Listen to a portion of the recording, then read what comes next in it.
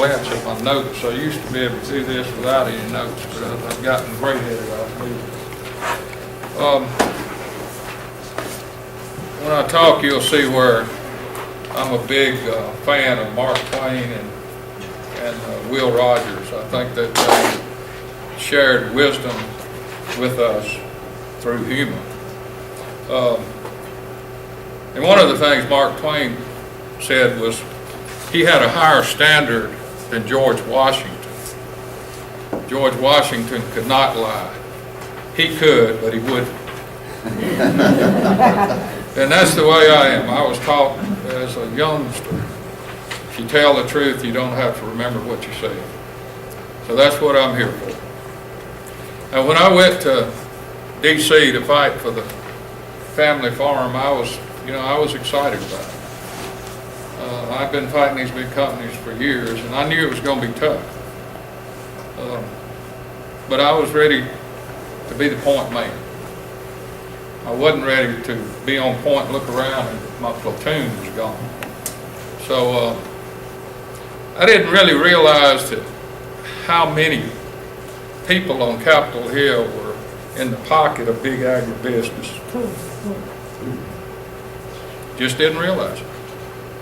I didn't realize how many people at USDA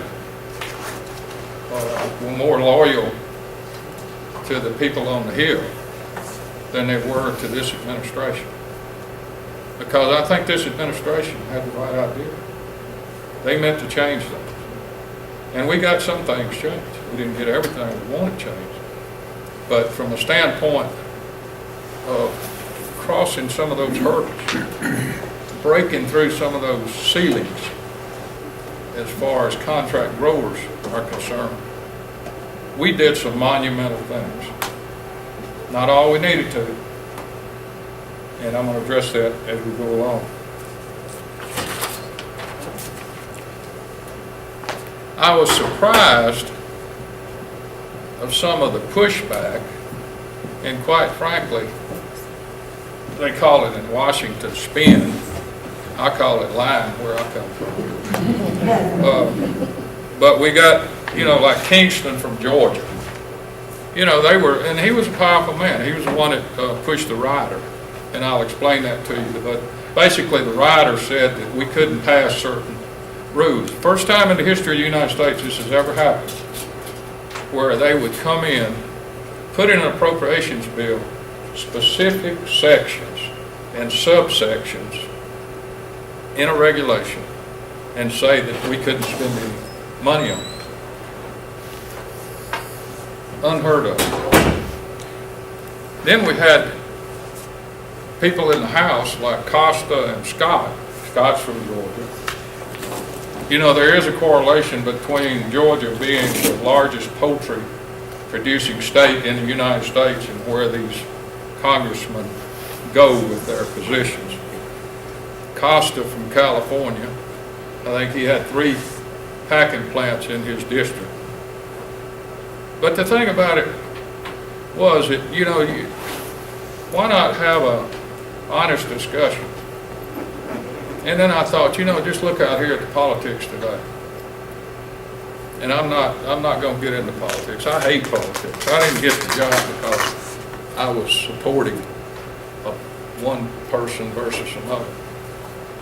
This is way past politics. Whether you're a Republican or Democrat or independent or nothing but a voter, this is far, far past politics. We're talking about the control of our food supply. Whether the people are going to control it or whether multinational corporations are going to control it. I know all about being attacked. Senator Roberts, knowing that what he was saying I said at an OCM meeting, knowingly lied about it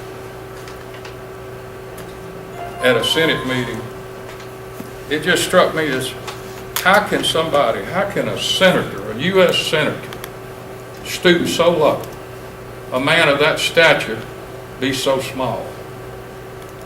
Well, the longer you stay up there, it all comes down to this. It's just honest bribery. or I shouldn't say honest bribery, it's legalized bribery. You look at a friend of mine, Mike Weaver, who is the president of the Poultry Growers of the Virginias. He looked all this up, and when we had the letter from the House of Representatives, Mike, where 117 representatives signed it and said, you know, we want y'all to do another economic analysis, and in Washington that's termed paralysis by analysis. You keep on asking for more stuff until it just fades away. Well, we didn't fall for that. But back to this point, he looked up the donations, and of those 117 representatives, I think the agribusiness and all the people that put it together had given like $48 million. 48 million to 117 people. The other thing that was disheartening to me was the Democrats that were supposed to be supporting the president. I mean, the silence was deafening. And I remember reading Mark Twain said, courage is the resistance to fear, the mastery of fear, not the absence of fear. And I ask you, where were these people? Where were these statesmen? Where were these stateswomen? We got people here from Ohio. I think Marcy Kaptur was one of the few people that stood up. And she stood tall. I was in an appropriations hearing. She stood up. She fought. But you know, I remember back, my dad, I was telling this gentleman from Ohio, my dad worked at Oak Ridge. He was a pipe fitter.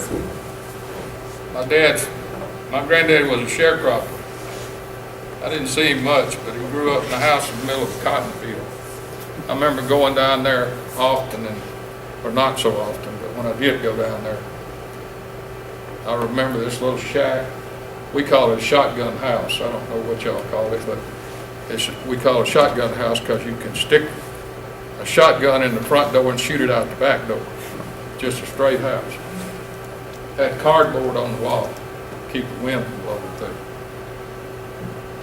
So I knew I experienced poverty. I knew what that was like. And on the other hand, I grew up with my grandmother and my granddaddy, my mom and my dad in a house that my great-granddaddy built. He was a sheriff in the county where I grew up in Mississippi. And he was a grocery man. So I experienced the management, labor. We wasn't rich, but we had a lot more than my granddaddy on my butler had. So, it gave me an outlook on life. It was a little bit different. So, my dad was pretty colorful being in construction, so I'll clean this up a little bit. But when I saw this rider, I thought about what he had told me when I was a teenager. He said, son, there are not many forms of human life lower than a politician, or many callings higher than a statesman or a stateswoman, as the case might be now. I say to you, we have to call on the statesmen and stateswomen, and we have to call out politicians. Now, I know I'm in Republican country out here, but I know Joe Biden. I like him. I like a lot of Republicans. I like independents. I like Democrats. But as far as I was concerned, he called out Paul Ryan the other night when he was saying something. Certain things. And that's what we have to do. Whether you're on one side or the other. We cannot let these people get away with lying because the people don't know. There's less than 1% of us. When I say us, I'm a producer. I live on my farm. There's less than 1% of us that are in the business. That means 99% are not. And that's fine. They live in New York, as you said, you used to live in New York. But look, those people, this is not disparaging to them. They don't know a soybean from a jelly bean. But you know what? I don't know much about Madison Avenue either. But there's one thing about it, we got to feed ourselves, and we got to feed them. We can do without, I think Bill Heffernan said this a long time ago, you know, you can do without a new car, you can do without a new shirt, you can do without a lot of things, but you can't do without food and water. Now with that said, I'm going to go back to Mark Twain again. He said, it's not what you don't know that gets you in trouble. It's what you know for sure that ain't so. How many of us we hear HSUS did that, HSUS did that, or RCAF did this, or OCM did this, and you just hear it over and over, same way you hear in politics, over and over and over again, no matter how big a lie it is, and people start to believe. So surely, to God, nobody would tell a lie that many times. It must be true. Yep. Now there are those who support the corporate takeover of our food supply. And they'd convince a lot of people that HSUS is the devil incarnate. I'm not buying it. I believe, and I think anybody that's worth their salt that raises animals believes that they should be treated humanely.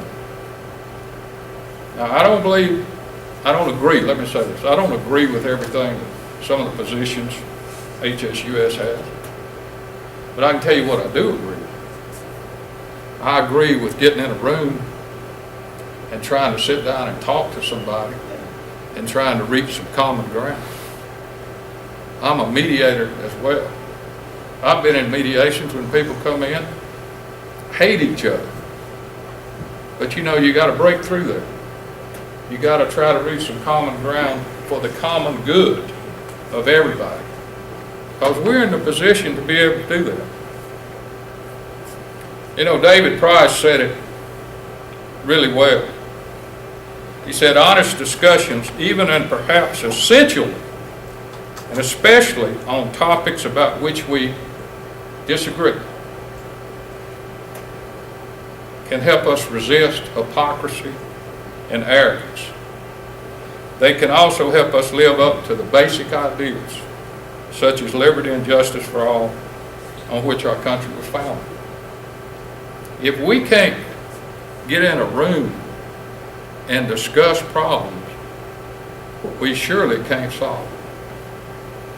And I'll tell you how bad it is in Washington. My chief of staff had worked for Senator Feingold from Wisconsin. And he would be one that they would classify as a liberal. Mike wasn't. But he told me, he had worked on the Hill for 6 years. And he told me now that congressmen and senators, maybe not all of them, but a heck of a lot of them, wouldn't let their staff socialize together anymore. You know, used to when you were a senator or a representative, people looked up to you. You know what the approval rating for Congress is? I think the last one I saw was 9%. There's people in prison that got higher approval ratings at 9%, probably on death row. But remember this, when we have a dialogue, there's a 50% chance that you're going to change the way that other party thinks. There's a 50% chance that he's going to change the way you think. And you can, what is that old song, I think, by Diamond Rio? You start walking my way and I'll start walking yours and we'll meet in the middle. Sometimes that's what it takes. When you say that I have these principles and I'm not going to change at all, And I told Aaron, I sent him a little note one time, and I said, you know, there's a short ride between ideology and idiotic. When you start saying that my idea is the only idea, and I'm not going to listen to anything else, that's what keeps divorce lawyers in business. Yeah. You know, I said I hate hypocrisy, and I really do. I was taught not to hate people. My mama said don't hate anybody, and I try not to. It's hard sometimes. But how can these companies go out and brag about humane procedures and terminating the life of an animal? And I agree with that. It should be humane. But they brag about that, and then they push back on trying to have humane procedures while the animal is alive. That doesn't make sense to me. You know, and some say, I want to just touch on this. Yeah, I'm not in the hog business, don't want to be. But, you know, some say the gestation crates, they have to keep the animals from hurting each other. I've been around a lot of hog farms. When I moved back to Mississippi from Wyoming, there were 67 hog farms in Yazoo County where I lived. In about 2 years, there were zero. Zero. That's when Smithfield overdues ran the price down to $8. They couldn't stay there. You just and you see what happened. Others are more truthful. They say, well, we do this because you know, it requires less labor and it requires less feed. And maybe so. Because you know what? On a corporate farm, factory farm I call it, the animal is a widget. That's all it is. It's a widget. And that's what they believe. I don't believe it. I believe one of our duties here on this earth is to be humane to animals.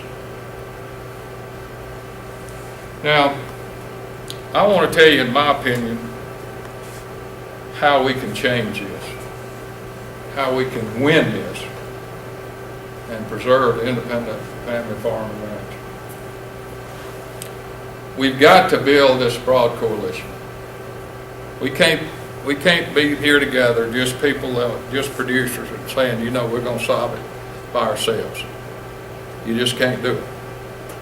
It's just like there are a few times in life that one person can win competing by themselves. Billiards maybe, bowling maybe, but you know, most other times, no, it's a team sport. And what we've got to do is build a team. We've got to get people that normally producers hadn't worked with. Environmentalists, you know, consumer groups, unions, and even animal welfare groups. We have to do that. That's part of it. And let there be no doubt, there's a huge difference between animal welfare and animal rights. It is. Now, I'm going to tell you a little story. I wasn't going to tell you this, but I'll tell you. You know, I'm not trying to push any religion or anything, but I just happen to be a God-fearing man. And I had a Australian Shepherd named Babe. She was 17 years old. Babe saved my life one time. And I paid her back. I saved hers. But my oldest daughter's a vet. And she called me. I was in a hotel room by myself in Huntsville, Alabama, back before we had the USDA, DOJ task force. And she said, my wife, Linda, had taken Babe to my daughter and said, we're going to have to put her to sleep. I don't remember crying like that for a long time. I think maybe when my dad died. But me sitting in that hotel room by myself and not being able to be there, I won't say it's like losing a child. I know it's not. But you know, I'd like to think that if I'm lucky enough to make it to heaven, Babe would be there, but I know she's not going to be. She doesn't have, she's not human. That's just the way it is. But you know what? I loved her. My family loved her. I took care of her. And she was not a widget. And I don't look at animals as widgets.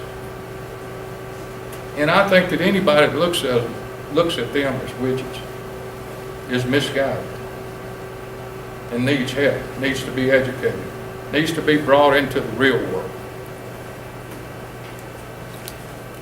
We must educate the public. This is a clear choice. You hear all the time, this is a clear choice between one candidate and another candidate. This is a clear choice. We either choose, the public, we either choose, because we're in that 99%, all of us eat too. We either choose independent family farms and ranches, or we choose sharecropping. We choose like my granddaddy in the shotgun house, or we choose like us living on our farm, producing something to feed the consumers. That's all it is. There's no difference. A poultry grower is just a sharecropper that gets to owe $1 million. That's how they keep control of it. That's it. When you're in debt and you lay down on your pillow at night and you owe $1 million, you think about it. And usually it's their grandmama's place or their daddy's place or something that really touches their heart. We need to talk about that. We need to let people know what is going on here. Nobody that I know of wants multinational corporations to control their food supply. Why do you think in Europe that they're such strong supporters of farms, family farms?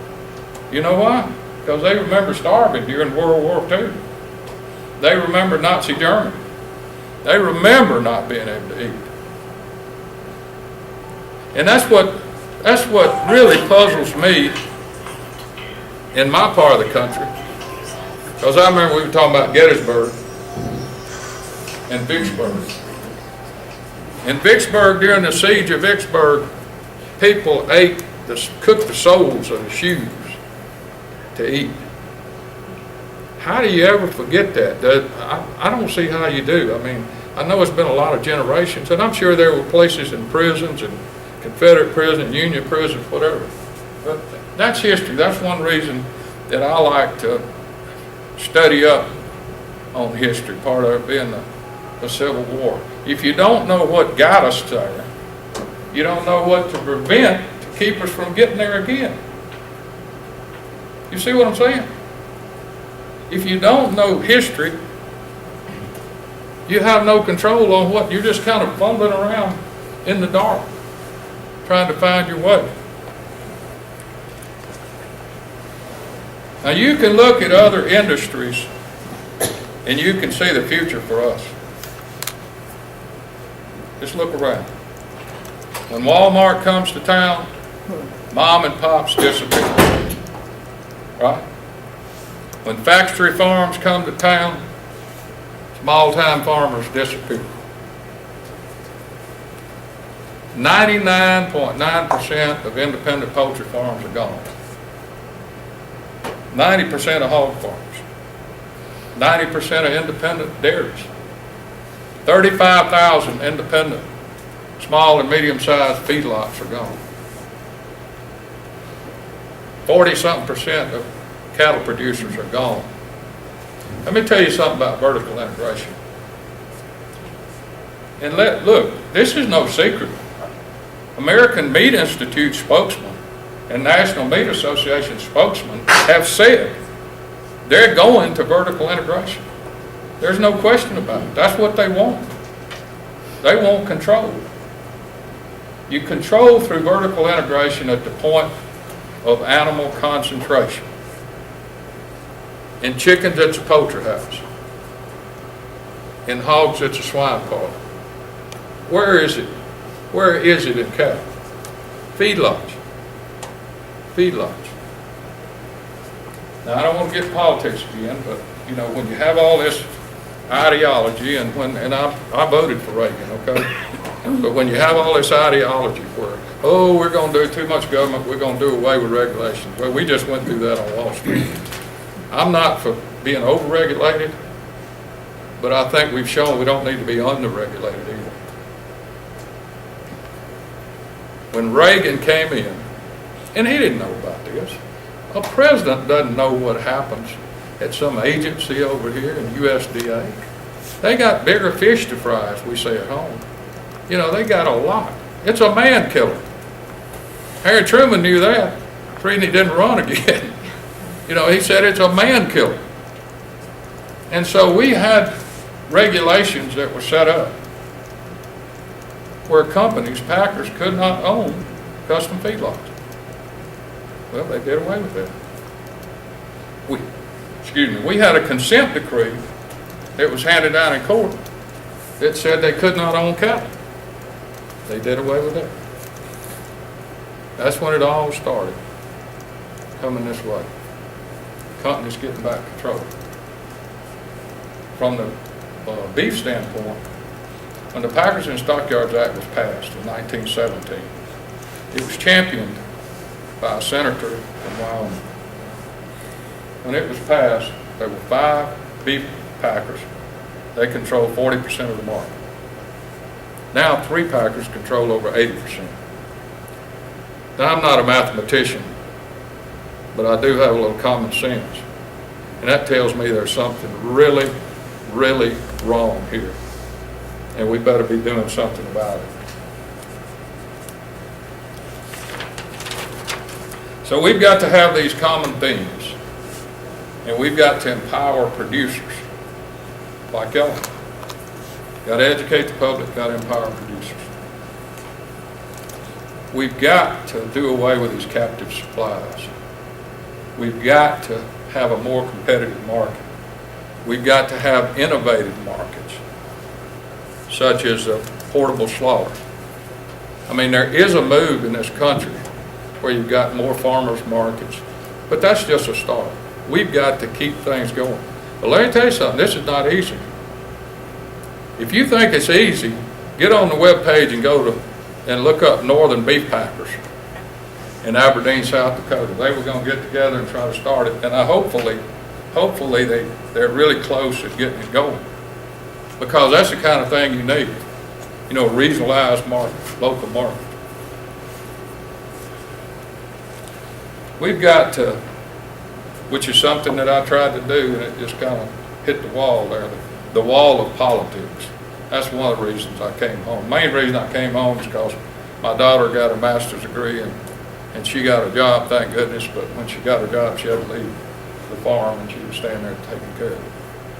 But the other was, I'm just a person that can't sit around and do nothing. And I knew if I stayed up there in an election year, just not, you know, nothing's gonna happen. You can see everybody's just saying, you know, cause no harm. But I sent some, you know, a proposed rule over to change the bonding requirements, update them, bring them current. You know, those things were written back in the 50s. Bring them up to date where something like Eastern livestock debacle can't happen. We talked about changing the loans from guaranteed loans, that we, as taxpayers, guarantee these loans from Small Business Administration and Farm Service Agency to these contract growers. We changed in the GIPSA rule that you couldn't require somebody to go in debt unless that contract allowed them, was lengthy enough to allow them to be able to pay it back, to pay back the debt. Well, now, you know what? They guarantee loans for $1 million for a 3-year contract. There is that's our money. That's all that money that we lost at Pilgrim's Pride. We, taxpayers, lost that money. Why do we have to subsidize the poultry industry? If it's such a good deal, and my friend says, when they come out and sell it to these people, you can see Hawaii right over the horizon. But then once you sign that line, buddy, they change horses in the middle of the stream. And you're locked in. You're then a sharecropper. Because they tell you exactly what to do, down to how the grass has got to be cut around your poultry house. You think I'm lying, but I'm not. I mean, that is how much control. They micromanage these people. You owe the money, they tell you what to do. You know, we're trying, or some people are, I'm not, I can't get involved in it because of some of the laws that I've had since I was at USDA, but Mike is trying to seize control of the checkoff. If I'm paying it in, which I am, every time I sell a calf, I pay it in. You know, that's got to be fair. We've got 70% of the producers in this country are not even in an organization. But we got an organization like NCBA that's getting most of the money, that's got less than 3% of producers. Somewhere that, you know, that just doesn't seem right to me. Now we must demand, and this just sounds, I guess, so primary, but we must demand fair, transparent, open markets. Because if we don't, all the other stuff we try to do is meaningless. Because when you get to the marketplace and you can't get what you got coming, you know, you're in trouble. But I'm telling you, competition and diversity in the marketplace will break the stranglehold of corporate concentration. It'll curb the exodus of family farmers and ranchers. And it'll bring young people back to the farm where they can envision, you know, the life that they did, or we envisioned for them, or the life that they envisioned, where they can make a living on the farm. You know, I quote Abraham Lincoln here, and being from Mississippi, I don't quote Abraham Lincoln very often. But he was, I'll just say that facetiously, he was a great man, no question about it. He said, "Let no feeling of discouragement prey upon you, and in the end you are sure to succeed." Think about that. Don't get discouraged. But you got to remember who the enemies are. These people, these leaders at NCBA and some of these other industry-controlled organizations, they're not our friends. They're not our friends. As I said, I don't agree with everything HSUS says. You know, that's just part of it. My wife and I don't agree on everything. When we don't agree, I end up doing what she says. You know? But as my friend says, there's two kind of husbands. Those that admit they're henpecked and those that lie about it.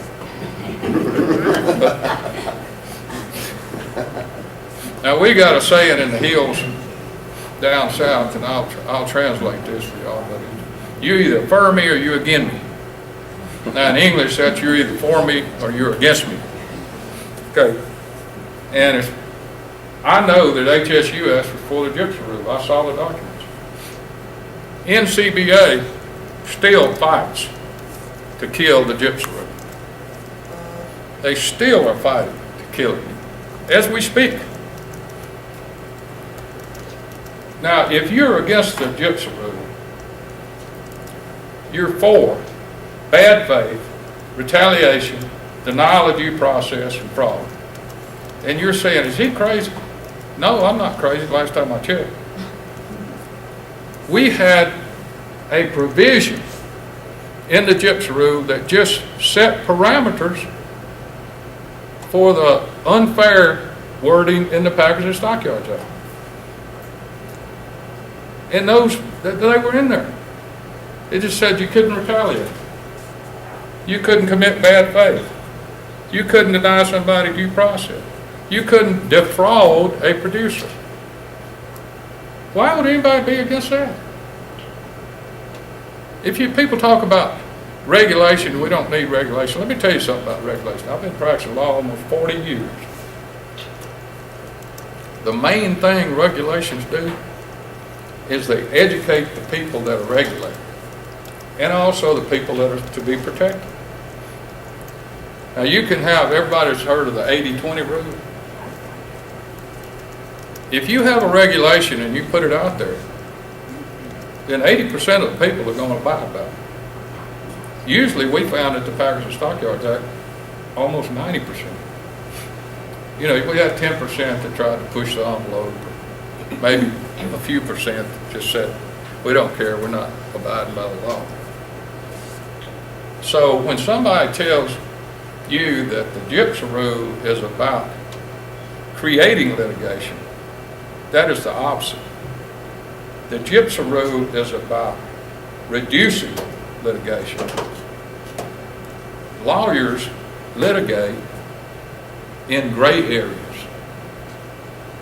If it's plain, there's nothing to litigate about, unless somebody's stupid enough to just break the law.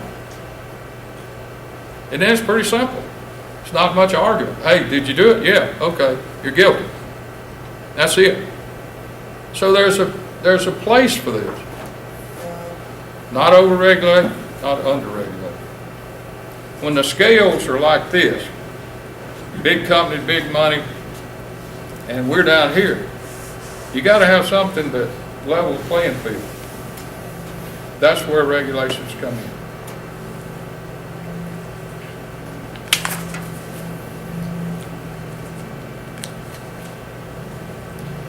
I'll say this again. Well, let me say this first. Will Rogers, he was a funny guy. He said there are three kinds of men. The ones that learn from reading, the ones that learn through observation, then the rest of them have to pee on the electric fence for themselves. We've got to tell people to wake up. As Mark Twain said, the Nile is not just a river in Egypt. You know, people, wake up. Can you not see it? Can you not drive through rural America, where I live, and see, I mean, the dilapidated stores that nobody's been in for years?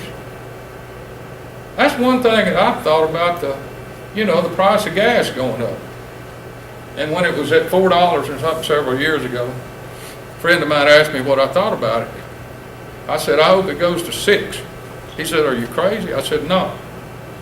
That might be one way that we get things back local. You can't afford to slaughter something here and drive it, and here being in Mississippi, and drive it to Denver.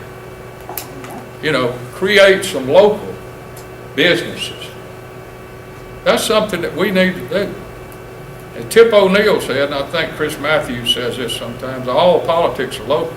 Well, you know what? We need to take from that and say all food production is local. We need to let people know. Just like this pink slime thing. I'm not saying pink slime is unsafe or safe. But look, when you got corporations that hide something for 20 years that consumers didn't know about, feeding to their children, and feeding it to me, McDonald's, I used to eat Big Macs a lot. That's not right. That is zero transparency. That's what can happen when you got a few huge corporations that controlling everything. Look around. Look in the seed business. Look in the fertilizer business.